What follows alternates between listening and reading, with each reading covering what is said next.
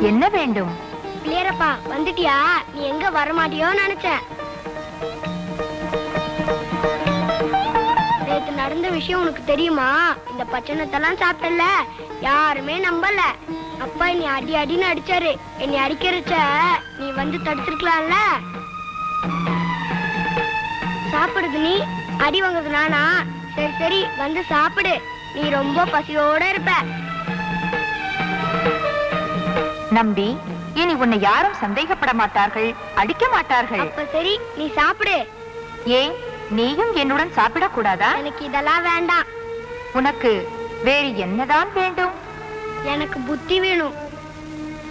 எல்லாருமே நீ மக்கு மண்டுன்னு சொல்றா. உன்னை எல்லாருமே ஞான விநாயகர்னு சொல்றாங்களே, எனக்கும் கொஞ்சம் ஞானத்தை தாங்க.